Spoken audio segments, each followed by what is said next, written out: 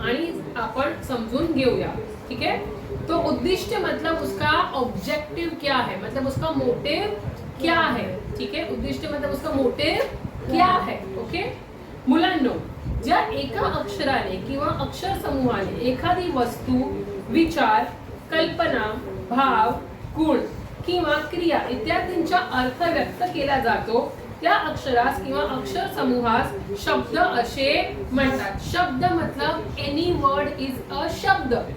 फिर वो नाम हो सकता है, सर्वनाम हो सकता है, क्रिया हो सकती है, मतलब क्रियापद, मराठी में क्रियापद बोलते हैं ना, ठीक है। हिंदी में क्रिया, मराठी में क्रियापद। तो क्रियापद, विशेषण, जो भी शब्द है, ठीक है, मतलब कोई भी तरह एक वर्ड है, मतलब वो एक शब्द है, ठीक है। कोश म्हणजे संग्रह। कोश मतलब क्या, तो कलेक्शन। संग्रह मतलब कलेक्शन, ओके।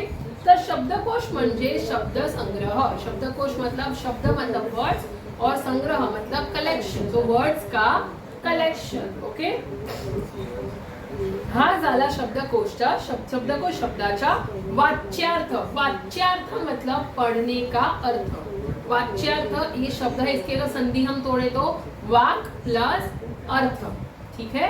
वाक प्लस अर्थ, तो उसका वाच्यार्थ हो गया। पण विकसित भाषात शब्दसंग्रह आणि शब्दकोश यांच्या स्वरूपात थोड़ा फरक असतो। अभी शब्द संग्रह मतलब शब्दों का कलेक्शन और शब्दकोश, ये दोनों में देखने जाए तो no there is a thin line between, मतलब बहुत ही पतला सा फर्क है, ठीक है। यूजुअली इंसान क्या करता है, मतलब हम लोग डेली लाइफ में शब्दकोश शब्द संग्रह एक ही एज अ यूज कर लेते हैं, बट एक्चुअली दोनों में थोड़ा फरक है। एखाद्या भाषेच्या विशिष्ट क्षेत्रामध्ये मर्यादित शब्द संग्रहाच्या संग्रहाला शब्द संग्रह मतलब ग्लॉसरी असे म्हणतात। तर त्या भाषेतील बहुतेक सर्व शब्दांचा संग्रह विशिष्ट रचना पद्धतीचा अवलंबन करून दिला असल्यास त्याला शब्दकोश मतलब डिक्शनरी म्हणतात।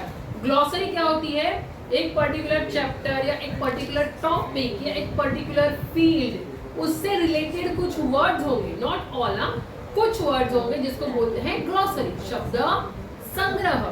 बट शब्दकोश मतलब each and every word, meaning of each and every word is शब्दकोश। फर्क समझा शब्दकोश और शब्द संग्रह का। शब्द संग्रह इज व्हाट, ग्लॉसरी, ठीक है। हमारे इंग्लिश के चैप्टर्स में होता है ना ग्लॉसरी, तो ग्लॉसरी क्या है, वही चैप्टर के कुछ इंपॉर्टेंट वर्ड्स जिसके मीनिंग दिए गए, तो वो क्या हो गई, ग्लॉसरी हो गई, राइट, अंडरस्टूड। वो शब्दकोश हुआ नहीं। शब्दकोश मतलब डिक्शनरी, जहाँ पे सारे के सारे वर्ड्स का, इंग्लिश का जो सपोज कोई पोएम है, चैप्टर है, फर्स्ट वर्ड से लेके लास्ट वर्ड सारे वर्ड्स का मीनिंग तुमको डिक्शनरी में मिल जाएगा, अंडरस्टूड। दोनों का फरक, ठीक है। एखाद्या भाषेच्या विशिष्ट क्षेत्रात सॉरी कोशात समाविष्ट केलेल्या शब्दांची रचना पद्धतशीरपण केलेली असते। तो अभी जो शब्दकोश है मतलब डिक्शनरी है, उसमें जो वर्ड्स डाले गए होते हैं उसको पद्धतशीर मतलब प्रॉपर सिस्टमैटिकली उसको उसमें लिखा गया होता है। ग्लॉसरी में तो ऐसे ही वर्ड्स आ जाते हैं ना, जो भी आया वर्ड्स बीच बीच में से आ जाते हैं।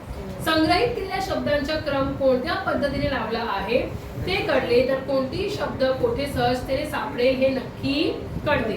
तो अगर तुमको पता है, ठीक है, कि शब्दकोश में क्या ऑर्डर से वो वर्ड्स लगाए गए हैं, तो तुम कोई भी वर्ड बहुत इजीली ढूंढ सकते हो, ओके।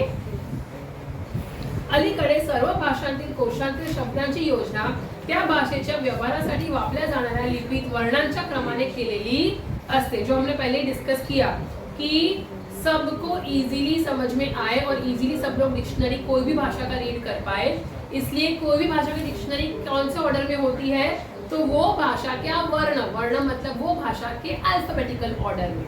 जैसे हमने अभी मराठी का देखा अ आ इ ई, इंग्लिश का ABCD, तो वो ऑर्डर में प्रॉपर मतलब वो लैंग्वेज के वर्णों के अल्फाबेटिकल ऑर्डर में होता है, ठीक है। अशी योजना करताना शब्दांचे आद्य अक्षर किंवा वर्ण विचारात घेतलेला असतो।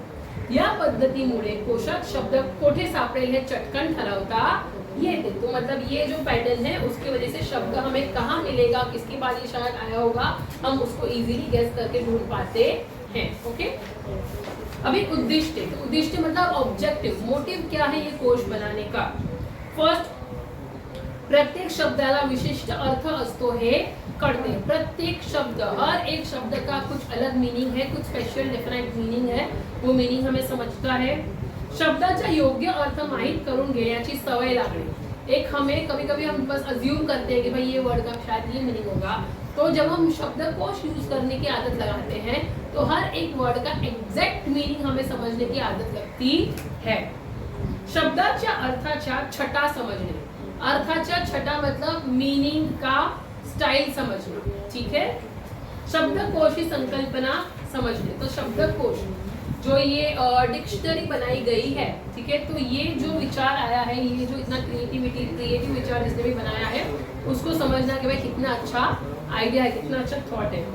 शब्दकोशाची गरज व महत्व लक्षात येणे, जैसे जैसे तुम उसमें वर्ड्स पढ़ते जाओगे ना, तुमको समझ में आता जाएगा, खुद को समझेगा कि भाई ये डिक्शनरी शब्दकोश कितना इम्पोर्टेंट है, और उसकी वजह से तुम्हें वर्ड्स की भी मीनिंग इतने समझ में आ भाई यार ये वर्ड तो कितना अच्छा है, इसका मीनिंग कितना अच्छा है, कितना इम्पोर्टेंट है ये, तो वर्ड्स का भी तुमको इम्पोर्टेंस समझेगा। समझ में आ रहा है। शब्दकोश हाताळता येते, तो शब्दकोश हाताळता मतलब शब्दकोश इजीली यूज करने को आता है, ठीक है।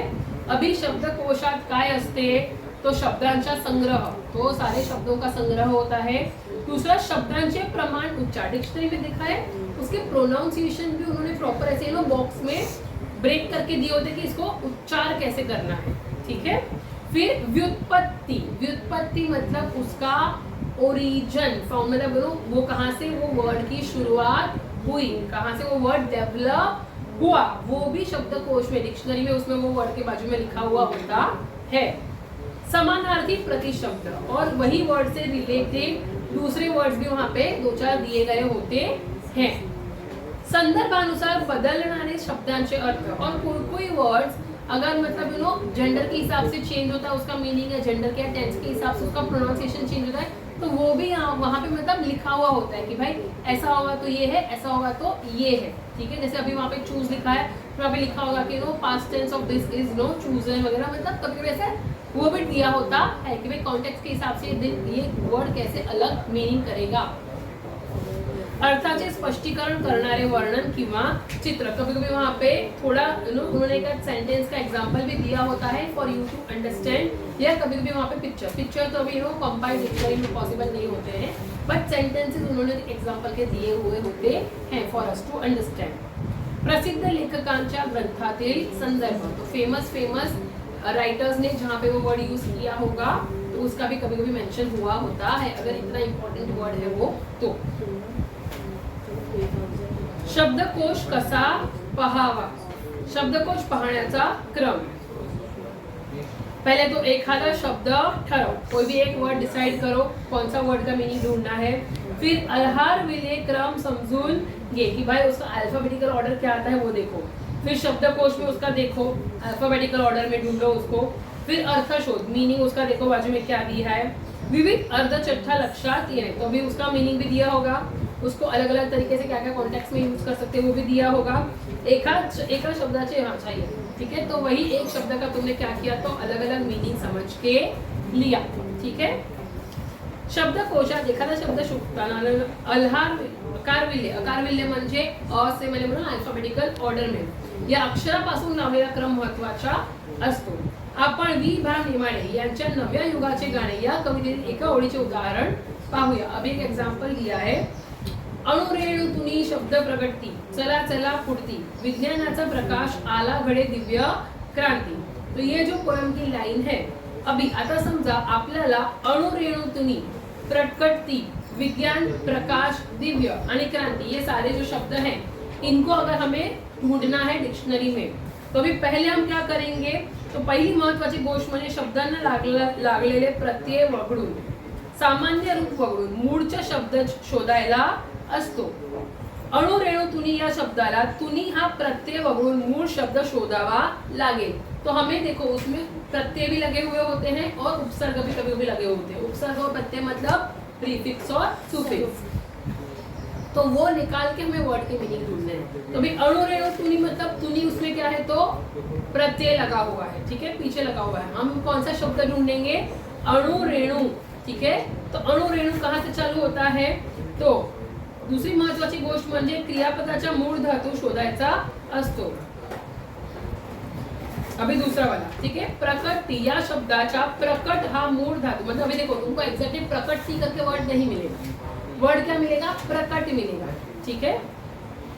या धातू आपल्याला शोधावा लागेल। आता अणुरेणू, प्रकट, विज्ञान, प्रकाश, दिव्य, क्रांति असा शब्दांचा आता आपण क्रम लाओ। क्रम लाओ मतलब इसको ही वो बोल रहा है, पहले इसको ही अल्फाबेटिकल ऑर्डर में लगाओ ताकि तुमको आगे पीछे फिर ना करना पड़े। तो अब तुम मुझे बताओ, इसको तुम अगर अल्फाबेटिकल ऑर्डर में लगाओगे, ठीक है, तो सबसे पहले क्या आएगा,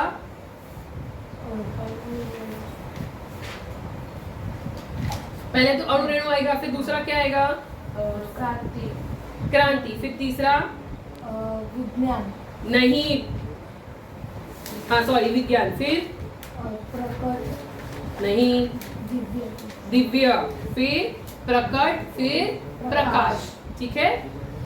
अभी आता अर्थातच स्वरापासून सुरू होणाऱ्या शब्दांची क्रम आधी लागेल, म्हणजे अणुरेणू हा शब्द सबसे पहले आएगा, फिर त्यानंतर तो साहजिक स्वरानंतर येणारे पहिले व्यंजन क म्हणजे दुसऱ्या क्रमात येणार क्रांति, नंतरला क्रमला येणार दिव्य जो हमारा राइट है, ठीक है। लास्ट में प्रकट और लास्ट में मतलब सेकंड लास्ट प्रकट और उसके बाद प्रकाश, सर्वात शेवटी येईल विज्ञान। अच्छा सॉरी एक विज्ञान वाला हमारा रॉंग गया, ठीक है। आता प्रकट आणि प्रकाश यांच्या प्र नंतर कुठली अक्षरे येतात तर क आणि का। आता तुम्हीच सांगा, तो पहले क वाला आएगा प्रकट और फिर आएगा का वाला प्रकाश, समझ में आया, ठीक है। सो आता अपना क्रम तैयार झाला, पहला अणुरेणु, फिर क्रांति, फिर दिव्य, फिर प्रकट, प्रकाश और लास्ट में विज्ञान। हो गया ना इजी, ओके। तो डिक्शनरी खोलो और अ से चालू हो जाओ। यात क्रांति, प्रकट, प्रकाश यामध्ये पहिले अक्षर जोडाक्षर आहे, ते कसे शोधायचे, तो अ पासून औ पर्यंतचे शब्द संपले की जोडाक्षरे सुरू होतात, म्हणजे क पासून कौ पर्यंतचे शब्द संपले की जोडाक्षरे सुरू होती। क्या क प्लस क्र, र मतलब देखो क्या पता है जोड़ाक्षर मतलब एक्चुअल वो क्र करके तो कोई वर्ड हमारी बाराखड़ी में नहीं है ना, ठीक है। तो क्र की जगह पे क्या होगा क प्लस र, तो क का की कुकु के को कम कह खत्म हो जाएगा, उसके बाद क प्लस र वाले मतलब जो भी जोड़ाक्षर है वो जोड़ाक्षर वाले बन दिखेंगे तुमको, ठीक है। वैसे ही ख का की कुकु होने के बाद ख्र, ठीक है, ख्र वाले तुमको वर्ड या कोई भी और ख के साथ जोड़ा ख्याति ऐसे जोड़ाक्षर वाले तुमको दिखेंगे।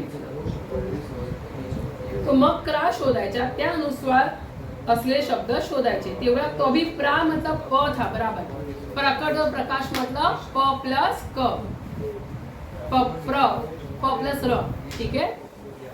तो प था इसलिए पहले आया, हाँ तेव्हा आपल्याला क्रांती सापडेल। आता तुम्ही स्वतः शब्दकोशात शब्द पाहायचा सराव करा, सराव करा मतलब प्रॅक्टिस करो। शब्दकोश पाहण्याची हाताळची सवय लागली कि शब्दाचे अर्थ व मोल तुम्हाला कळेल। तो अभी ये देखने का तुमको प्रैक्टिस हो गया तो तुमको वर्ड्स का मीनिंग और उसका इम्पोर्टेंस भी समजेगा। योग्य जागी योग्य शब्दाचा अर्थ तुम्ही वापरू शकाल। समर्पक शब्द मांडणीच्या प्रवासात शब्दकोश अत्यंत महत्त्वाचे साधन आहे। या साधनाचे महत्त्व जाणा, तो हर एक मतलब उसका मीनिंग समजो। तुम्ही आता उच्च प्राथमिक गटात आहात। भाषिक समृद्धीच्या वाटचालीत शब्दकोशाचे महत्त्व जाणावे यासाठी या पाठाचा अभ्यास करणे योग्य ठरेल। चलो अभी एक बार अच्छे से सब लोग रीड कर लो।